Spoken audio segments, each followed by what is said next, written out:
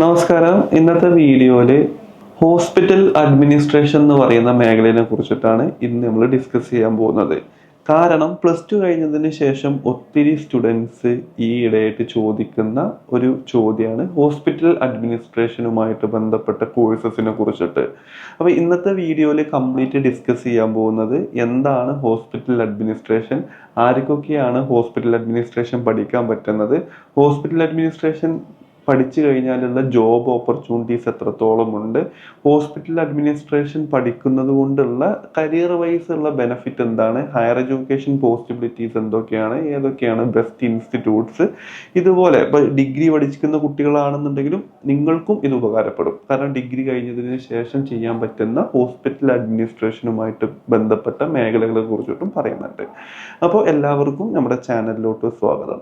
എന്താണ് hospital administration? യഥാർത്ഥത്തിൽ hospital administration എന്ന് പറയുന്ന മേഖല ഈ ഇടയായിട്ടാണ് കുറച്ച് ഫേമസ് ആയത് സ്റ്റുഡൻസിൻ്റെ ഇടയിൽ. കാരണം പ്രൈവറ്റ് ഹോസ്പിറ്റൽസിൽ വരുന്ന ജോബ് വാക്കൻസീസും ഇതുപോലത്തെ കോഴ്സുകൾ പല ഇൻസ്റ്റിറ്റ്യൂട്ടുകളും തുടങ്ങിയത് കൊണ്ട് ഫെമിലിയർ ആയി കഴിഞ്ഞു കുട്ടികൾക്ക്. അതുകൊണ്ടാണ് ഹോസ്പിറ്റൽ അഡ്മിനിസ്ട്രേഷനുമായിട്ട് ബന്ധപ്പെട്ട കോഴ്സുകളുടെ എൻക്വയറീസ് കൂടുതൽ വരുന്നത്. ആക്ച്വലി +2 കഴിഞ്ഞതിന് ശേഷം ഹോസ്പിറ്റൽ അഡ്മിനിസ്ട്രേഷൻ 2 രീതിയിൽ ചെയ്യാൻ പറ്റും. ഒന്ന് എന്ന് പറയുന്നത് +2 കഴിഞ്ഞതിന് ശേഷം 6 മാസത്തെയോ അല്ലെങ്കിൽ 1 വർഷത്തെയോ ഡിപ്ലോമ അല്ലെങ്കിൽ സർട്ടിഫൈഡ് പ്രോഗ്രാം പ്രൊവൈഡ് ചെയ്യുന്ന പല ഇൻസ്റ്റിറ്റ്യൂട്ടുകളിലും നമുക്ക് ഇത് എന്ത് ചെയ്യാൻ പറ്റും. 6 മാസത്തെ +2 കഴിഞ്ഞു ഡയറക്റ്റ് ആയിട്ട് 6 മാസത്തെ 1 ഇയർ ഡ്യൂറേഷൻ വരുന്ന കോഴ്സിന് നമുക്ക് ജോയിൻ ചെയ്യാൻ പറ്റും.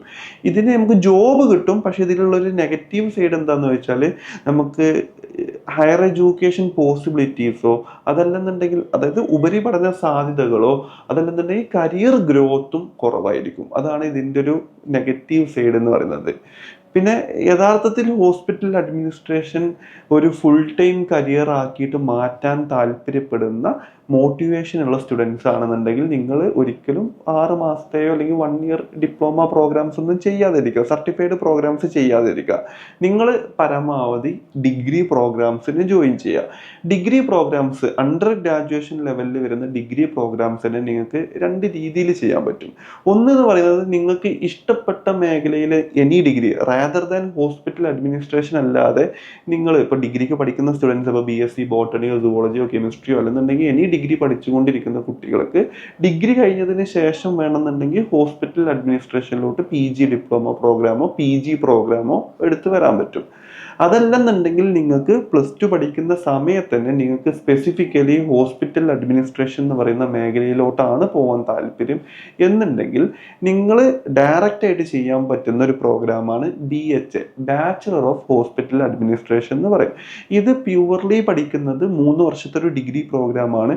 ഈ പ്രോഗ്രാമിൽ ഇതാണ് യഥാർത്ഥത്തിൽ ഹോസ്പിറ്റൽ അഡ്മിനിസ്ട്രേഷൻ്റെ യൂണിവേഴ്സിറ്റീസ് സ്പെഷ്യലി ഡിസൈൻ ചെയ്തിട്ടുള്ള ഒരു 3 വർഷം ഡ്യൂറേഷൻ വരുന്ന പ്രോഗ്രാമാണ് BHA എന്ന് പറയുന്നത്. ഇത് പഠിക്കുമ്പോൾ നമുക്ക് ഹോസ്പിറ്റലുമായിട്ട് ബന്ധപ്പെട്ട മേഖലയിലെ കംപ്ലീറ്റ് ഏരിയാസിനെ കുറിച്ചിട്ടും വർക്കിംഗ് പ്രൊസീജിയേഴ്സിനെ കുറിച്ചിട്ടും കംപ്ലീറ്റ് ഐഡിയ ജനറേറ്റ് ചെയ്തെടുക്കാൻ പറ്റും. ഇതാണ് യഥാർത്ഥത്തിൽ +2 കഴിഞ്ഞതിന് ശേഷം സ്റ്റുഡൻസ് ചെയ്യേണ്ട ഒരു പ്രോഗ്രാം. ഇതല്ലാതെ BBA എടുക്കുന്ന കുട്ടികളുണ്ട്, BBAയുടെ കൂടെ ഹോസ്പിറ്റൽ അഡ്മിനിസ്ട്രേഷൻ പഠിക്കുന്ന കുട്ടികളുണ്ട്, BCom വിത്ത് ഹോസ്പിറ്റൽ അഡ്മിനിസ്ട്രേഷൻ പഠിക്കുന്ന കുട്ടികളുണ്ട്. ഇതൊക്കെ നിങ്ങൾക്ക് ഏറ്റവും ബെറ്റർ ആയിട്ടുള്ള ഒരു ഓപ്ഷൻ എന്ന് പറയുന്നത് BHA എന്ന് പറയുന്ന പ്രോഗ്രാമാണ്. അതിലാണ് നമ്മൾ കംപ്ലീറ്റ് ആയിട്ട് ഹോസ്പിറ്റൽ അഡ്മിനിസ്ട്രേഷൻ്റെ പ്രോഗ്രാംസ് പഠിക്കുന്നത്.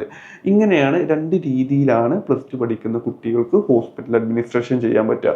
മൂന്നാമതൊരു രീതിയുണ്ട്, അത് ഡിഗ്രി കഴിഞ്ഞ കുട്ടികളാണ്. ഇനിയിപ്പോൾ MBBS ആയിക്കോട്ടെ, BDS ആയിക്കോട്ടെ, BPharm ആയിക്കോട്ടെ, നഴ്സിംഗ് ആയിക്കോട്ടെ, BBA, BCom, BA, ഇംഗ്ലീഷ് പോലുള്ള എനി ഡിഗ്രി പഠിച്ച കുട്ടികൾക്കും മാസ്റ്റേഴ്സ് ലെവലിൽ ചെയ്യാൻ പറ്റുന്ന ഒന്നുകിൽ PG ഡിപ്ലോമ പ്രോഗ്രാം ഹോസ്പിറ്റൽ അഡ്മിനിസ്ട്രേഷനുമായിട്ട് ബന്ധപ്പെട്ടതുണ്ട്. അതല്ലെന്നുണ്ടെങ്കിൽ മാസ്റ്റേഴ്സ് ലെവലിൽ ചെയ്യാൻ പറ്റുന്ന MBA with hospital administration, masters in hospital administration MHA എന്ന് പറയുന്ന ഹോസ്പിറ്റൽ അഡ്മിനിസ്ട്രേഷൻ. ഈ പറയുന്ന പ്രോഗ്രാം ഒക്കെ BHA bachelor of hospital administration ചെയ്ത കുട്ടികൾക്കും ചെയ്യാൻ പറ്റും.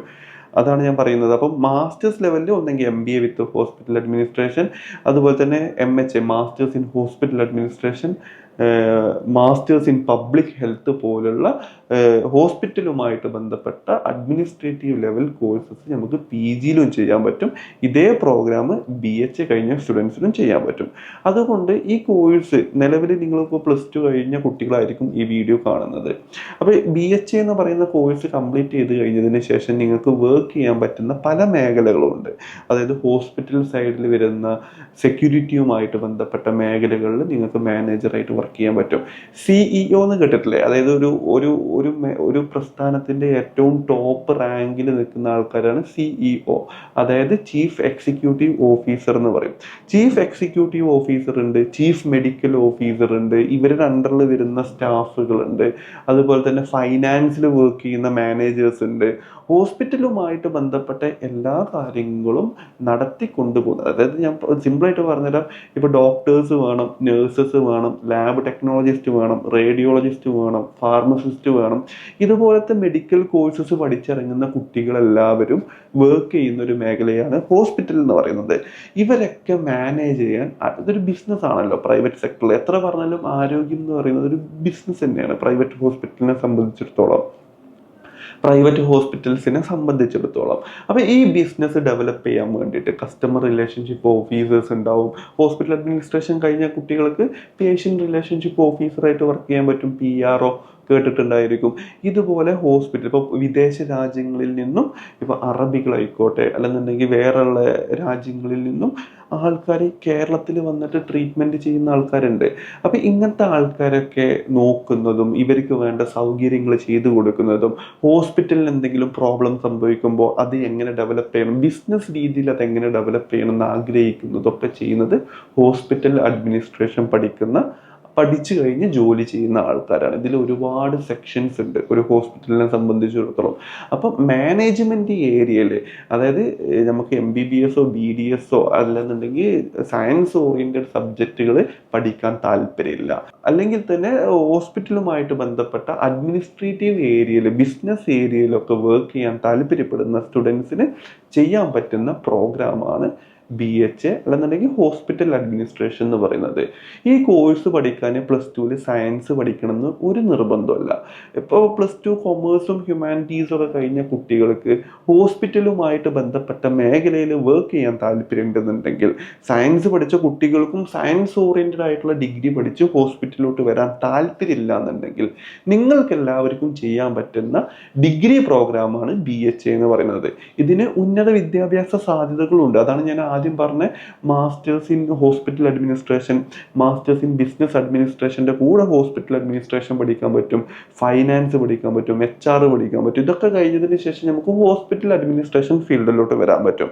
അപ്പോൾ യഥാർത്ഥത്തിൽ +2 പഠിക്കുന്ന കുട്ടികൾക്ക് ഹോസ്പിറ്റൽ അഡ്മിനിസ്ട്രേഷൻ എന്ന് പറയുന്ന മേഖലയിലാണ് ജോലി ചെയ്യാൻ താല്പര്യം എന്ന് റിയലൈസ് ചെയ്ത കുട്ടികൾ മാത്രം ഹോസ്പിറ്റൽ അഡ്മിനിസ്ട്രേഷനിലോട്ട് പോവുക.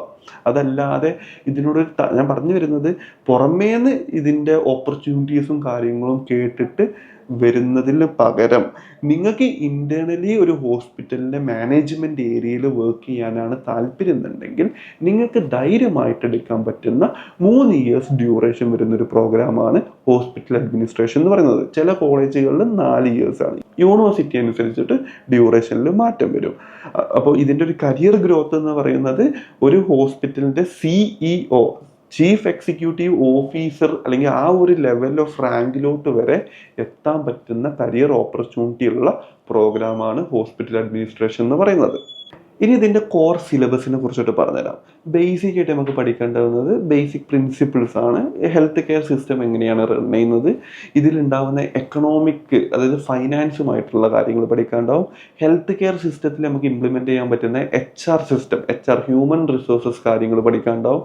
അതുപോലെ തന്നെ ഒരു ഹോസ്പിറ്റലിൻ്റെ എല്ലാ മേഖലകളും, അഡ്മിനിസ്ട്രേറ്റീവ് ലെവലിൽ വരുന്ന ഒരു ഹോസ്പിറ്റൽ റൺ ചെയ്യുന്നതുമായിട്ട് ബന്ധപ്പെട്ട എല്ലാ മേഖലകളെ കുറിച്ചിട്ട് നമുക്ക് പഠിക്കാനുണ്ടാവും.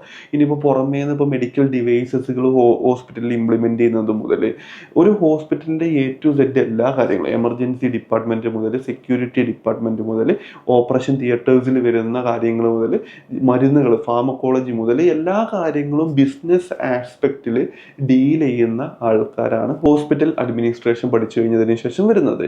അപ്പോൾ ഇതുപോലത്തെ എല്ലാ ഏരിയാസിനെ കുറിച്ചിട്ടും ബേസിക് ആയിട്ട് പഠിക്കാണ്ടാവും ഹോസ്പിറ്റൽ അഡ്മിനിസ്ട്രേഷനിൽ.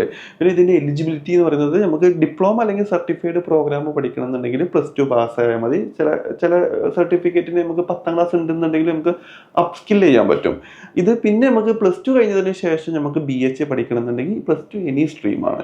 അതുപോലെ തന്നെ ഡിഗ്രി കഴിഞ്ഞ കുട്ടികൾക്കും ഇതിന് PG ഡിപ്ലോമ പ്രോഗ്രാമോ ഇനി സീരിയസ് ആയിട്ട് നോക്കുന്നുണ്ടെന്നുണ്ടെങ്കിൽ ഇതിൻ്റെ MBA MHA പോലുള്ള പ്രോഗ്രാംസ് ഒക്കെ ചെയ്തിട്ട് ഇവർക്ക് ഇത് സീരിയസ് ആയിട്ട് ഇതിൻ്റെ പോസ്റ്റ് ഗ്രാജുവേഷൻ ഒക്കെ ചെയ്തിട്ട് ഒരു മാനേജർ ലെവലിലൊക്കെ ജോലിക്ക് കയറാൻ പറ്റും. ഇന്ത്യയിലും പുറത്തും അത്യാവശ്യം നല്ല സാലറി ഉണ്ട്. ലോകത്ത് എവിടെ പോയാലും നമുക്ക് വർക്ക് ചെയ്യാൻ പറ്റുന്ന ഒരു മേഖലയാണ് ഹോസ്പിറ്റൽ മേഖല. അതിൽ അഡ്മിനിസ്ട്രേറ്റീവ് ലെവലിലോട്ട് വരാൻ താല്പര്യപ്പെടുന്ന എല്ലാ കുട്ടികൾക്കും എടുക്കാൻ പറ്റുന്ന +2 കഴിഞ്ഞതിന് ശേഷം എക്സ്പെഷ്യലി എടുക്കാൻ പറ്റുന്ന ഒരു ബ്യൂട്ടിഫുൾ കോഴ്സാണ് BHA എന്ന് പറയുന്നത്. +2 കഴിഞ്ഞതിന് ശേഷം ഉപരിപഠന സാധ്യതകളെ കുറിച്ചിട്ടും ഹയർ എഡ്യൂക്കേഷൻ പോസിബിലിറ്റീസിനെ കുറിച്ചിട്ടും അതുപോലെ തന്നെ എൻട്രൻസ് ന്യൂസസ് അതുപോലെ മറ്റുള്ള എഡ്യൂക്കേഷൻ അപ്ഡേറ്റ്സ് ഒക്കെ അറിയാൻ വേണ്ടിയിട്ട് നമ്മുടെ വാട്സപ്പ് ചാനലിലും വാട്സപ്പ് ഗ്രൂപ്പിലും ജോയിൻ ചെയ്യാം. ലിങ്ക് ഡിസ്ക്രിപ്ഷനിൽ കൊടുത്തിട്ടുണ്ട്. അതുപോലെ തന്നെ BHA ഏത് കോളേജിലാണ് പഠിക്കാൻ പറ്റുന്നത്, എങ്ങനെയാണ് ഇതിൻ്റെ അഡ്മിഷൻ പ്രോസസ്സ് എന്നിങ്ങനെ നിങ്ങൾക്ക് ഡീറ്റെയിൽസ് അറിയാൻ താല്പര്യം ഉണ്ടെന്നുണ്ടെങ്കിൽ ഞങ്ങളായിട്ട് കോൺടാക്ട് ചെയ്യാൻ താഴെ നമ്പർ കൊടുത്തിട്ടുണ്ട്. പിന്നെ ഇത് പഠിക്കാനുള്ള ബേസിക് മാർക്ക് എന്ന് പറയുന്നത് +2 എനി സ്ട്രീം പഠിച്ച കുട്ടികൾക്ക് 50% മാർക്ക് ഉണ്ടെന്നുണ്ടെങ്കിൽ നമുക്ക് BHA പഠിക്കാൻ പറ്റും. അപ്പോൾ കൂടുതൽ വിവരങ്ങൾക്ക് വേണ്ടിയിട്ട് ഞങ്ങളായിട്ട് കണക്ട് ചെയ്യാം.